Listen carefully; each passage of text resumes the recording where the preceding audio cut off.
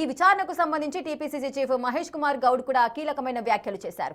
ఆయన ఏమన్నారో ఒకసారి చూద్దాం. బీఆర్ఎస్ నేతలు హీరోయిన్ల ఫోన్లు కూడా ట్యాప్ చేశారంటూ ఆయన మండిపడ్డారు. తప్పు చేశారు కనుకే లొట్టపీసు కేసులు అంటున్నారు.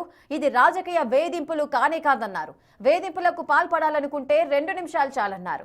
అధికారంలోకి వచ్చిన 3 రోజుల్లోనే జైలుకు తరలించే వాళ్ళమని చెప్పారు. కేసులో ఎంతటి వారున్నా తప్పించుకోలేరన్నారు టీపీసీసీ చీఫ్. కేటీఆర్కి లొట్టపీసు తప్పితే ఏం తెలుస్తుంది?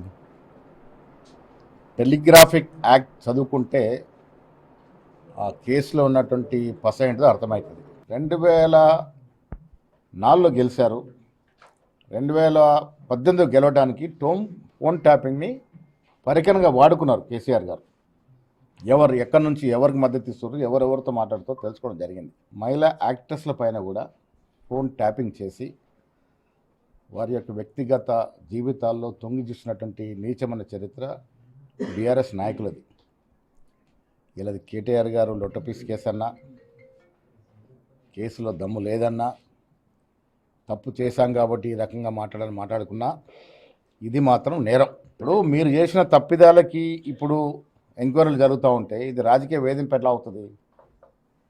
నిజంగా రాజకీయ వేధింపు చేయాలని ముఖ్యమంత్రి రేవంత్ రెడ్డి గారికి అలాంటి ఏమైనా ఆలోచన ఉంటే మేము డిసెంబర్ 7న 2023 అధికారంలోకి వచ్చాం.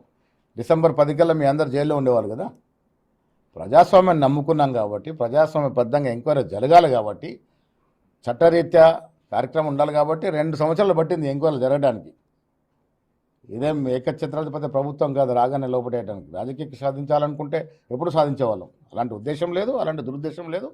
ఫోన్ ట్యాపింగ్ అనేది పెద్ద నేరమైనటువంటి కార్యక్రమం. దీని మీద డెఫినెట్గా ఎవరు తింటున్న వాళ్ళని వారికి శిక్ష అర్హులు అవుతారు.